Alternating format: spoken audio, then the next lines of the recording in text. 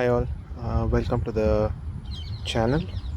Want to share the ride experience with the Altegra group set Di2.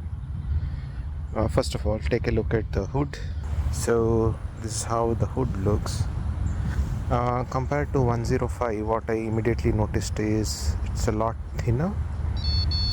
Even compared to the old Altegra, the Altegra seems to be a lot thicker and probably shorter. But what I immediately notice here is it's very easy to hold or basically wrap my arms around here. So that's one thing I could immediately notice. Check out the oil slick bar tape, by the way. Looks nice. Yeah, so I just come out for a test ride.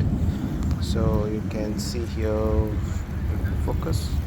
You can see here that it I get the new Di2 uh, shifting shown here, which is nice. I wouldn't say it's not good. It's very nice to have which gear you're on. Just to display, got my GoPro today so that I can show you a bit footage of the shifting I do. But the shifting is smooth, precise, no miss of the shift or anything. It's been holding up quite well.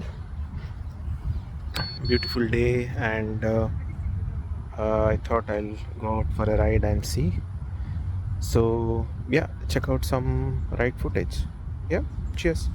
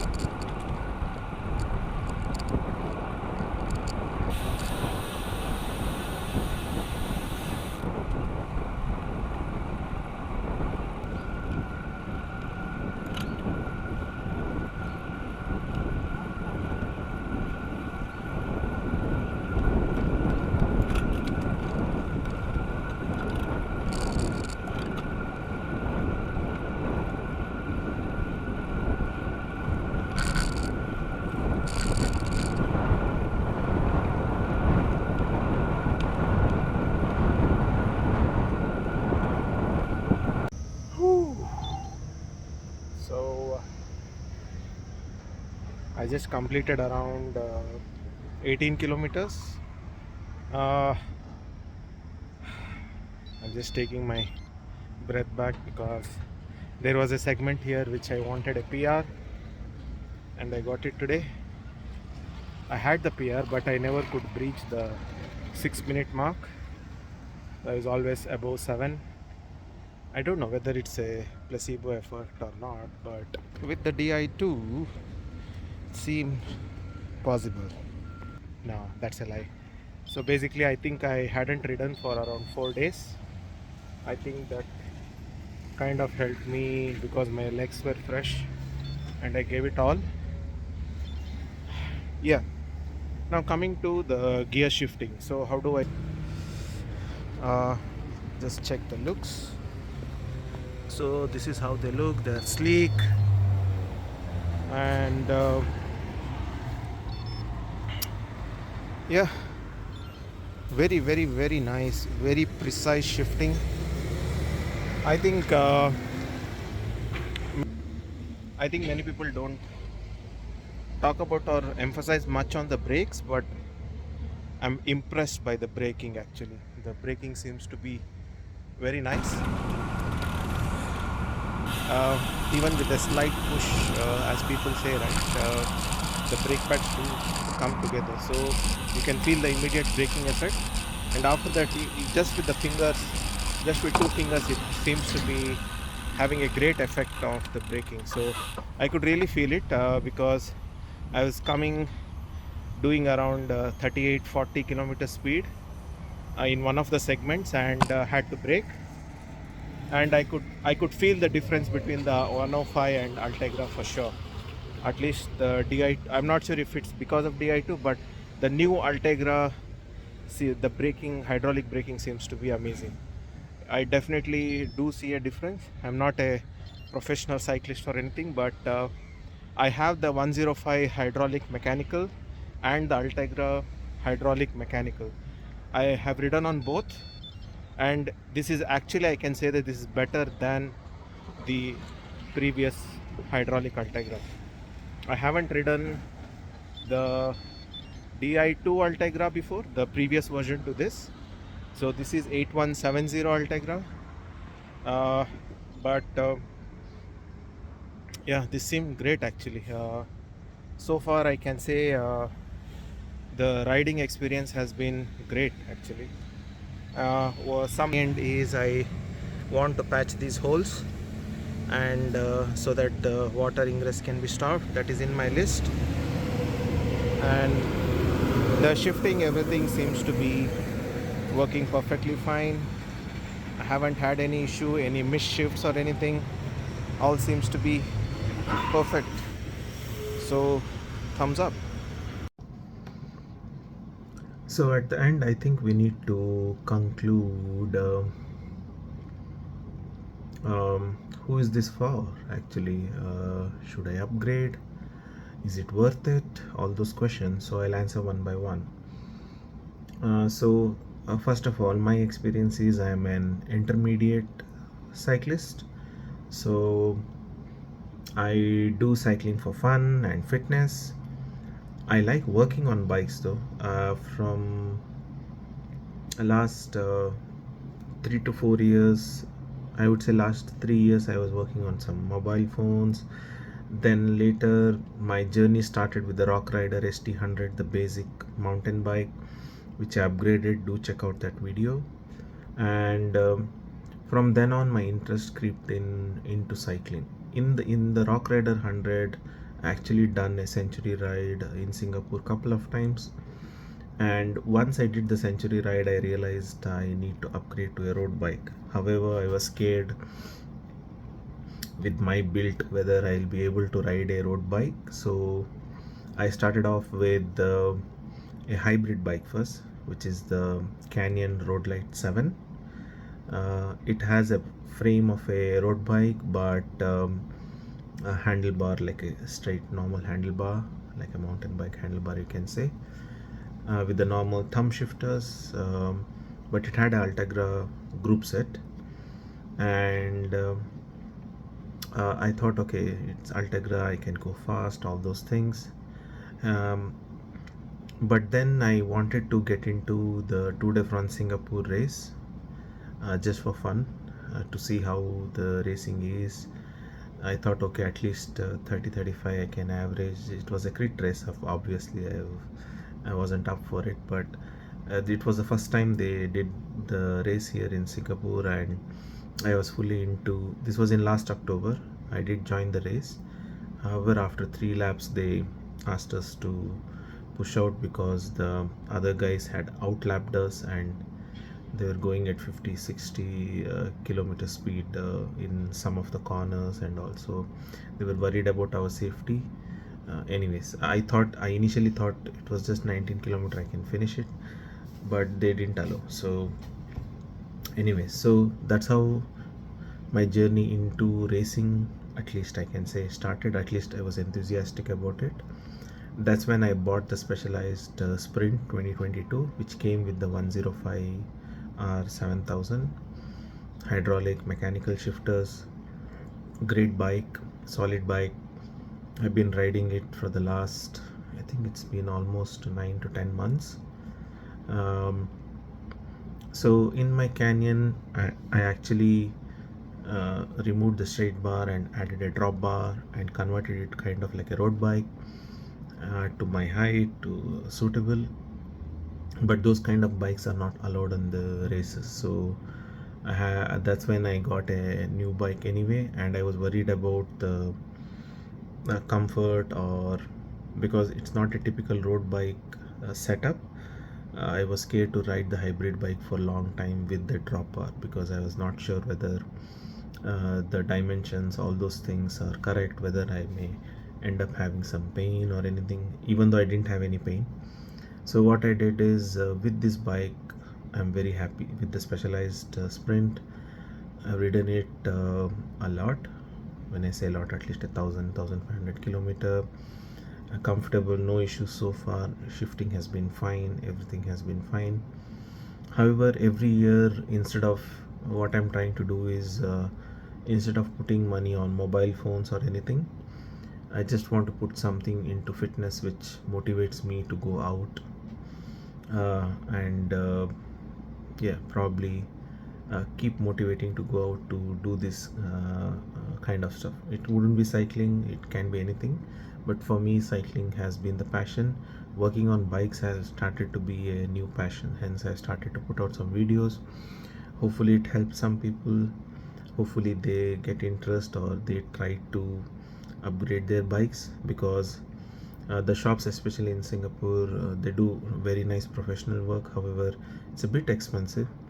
So since in my home we have like 5 bikes already, so I already started by I already have all the tools required to service bikes. So all the 5 bikes servicing in home all year around, so you can save a lot. So it's one time tool investment and you can do on your own. Anyways, coming back to the LA Sprint, and if who is the upgrade for, whether it's required, answer is no. If you are just an intermediate cyclist, if you are a racer, yes, I think it does make a difference. The shifting is pretty fast, which is super fast. If you think about it and just touch it's shifting. So in those races, in those laps, every corner, because I've raced once at least, it's very little experience, but still I do watch a lot of crit races, and I get to know that all in during especially the crit races, every second counts, every corner counts, every gear shift counts. So just for marginal gains, I think it will be a very good upgrade. But just for a normal cyclist, if you ask me, did I go fast with it? No, it actually didn't matter what group set I had, because at least in Singapore there are mostly flats, and I ride usually near my home. I go 25 kilometer and come back. It's usually flats. There is maybe 2 or 3 inclines, 5%. That's it. Very short inclines. So I usually don't change so much gear as per se, but even with that, whatever shifting I did, I was impressed, because from my home when I started, there is an incline, and the shifting I could just hold the button and it just shifts to the top. It just felt so easy and comfortable. So kudos to Shimano, I think great job. I could especially feel the difference on the front derailleur. The shifting is amazingly fast. I had an option to go with 105 Di2. There was a very good offer. However, I was just thinking, if I go for 105 Di2, I saw some reviews that the front shifting especially is not so fast. It wouldn't have mattered, but main thing I wanted was those satellite buttons on the hood. So I'll put the reference video here, so I could control my Wahoo with it. I'm still getting used to it.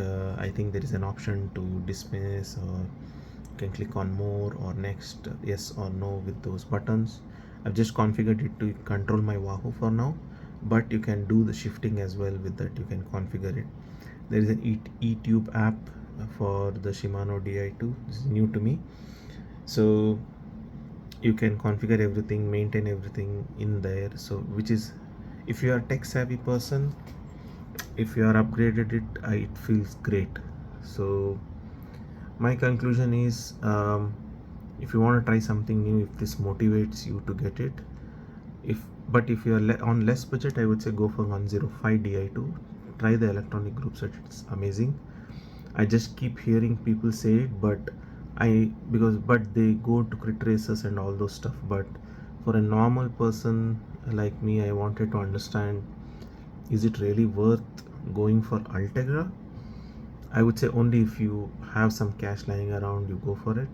Otherwise, the 105 Di2 I think will suffice, because the speed, what I see, I think it may be milliseconds slower in 105 Di2, but the electronic shifting experience which you get will be amazing. So I would say, if that motivates you, do it. uh, One advantage I had is, I have ridden the 105 hydraulic mechanical Altegra apology Altegra mechanical hydraulic, and then the Altegra Di2, so I could really compare and see whether it's better or not.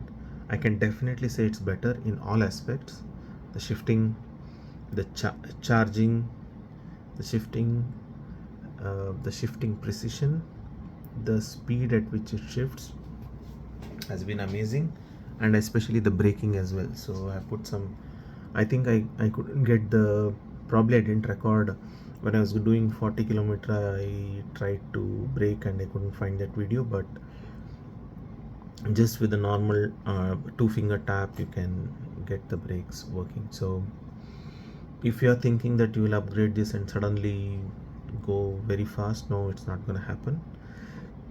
But if you're looking for something exciting, instead of going for a new bike or um, new mobile, I would say try to put into kind of this new tech fitness. So hopefully this video helps. I'll come up with I'm actually working on the next video where I tried to build the bike. I had some footage, but the raw footage I accidentally deleted from my phone, which had all the build stuff which I did. However, I'll make one video where I give you tips on installation. So if you're a home mechanic, if you want to try installation, all those questions will be answered there on that video. However, hope this gives at least a basic view. And I have mentioned many times in the video, the grip or the hood seems small, sleek, thin. It's definitely thin because I have pretty fat hands here, if you see. So with gloves I usually didn't have that flexibility, or didn't have that, I mean the fingers are also small, so I didn't have that exact grip before. This feels so comfortable. I don't know what it is. So I think it's down to that new hood design which they have done, which is sleek, compact. I feel very comfortable with this. And also I think I didn't think about it, but what I noticed is when you remove the front shifter cable wires, right, the movement of the handlebar becomes loose. I was not expecting that actually. So it feels free now. The handlebar feels free. Before I had that, if even if I leave handlebar, it used to stuck there because the wires were holding it up, kind of a thing. Now the handlebar moves freely. It's something noticeable. I just want to mention it because if you're used to having the handlebar tight or something, if you had felt it before, when you change it, when you remove those cables, you will immediately feel the difference, because those cables have a thick metal wire for the shifter cables anyway, right? So you will feel that difference here. So yeah, that's about it. I have to plug some holes on the front where the two shifter cables went in. I have actually ordered it, it's on the way. So hopefully in the next video I have some built or mechanical stuff for you to see. Even the Di2 battery integration inside the seat post, how it's done, and also some tips on how I install those wires, especially from the bottom bracket, what you can do. This is just my tips. Of course there are pros out there. If you are unsure about installation, I would always advise go to a mechanic, professional. And also the specialized shop here, when I went, they were very friendly. This was my first visit actually to them here in Singapore. I had been to one shop just for delivery on my bike, but this I just spent some time in the shop I spoke to mechanics. They were very friendly, and it was an amazing experience. So if you have doubts, just talk to them, talk to specialized, talk to their mechanics.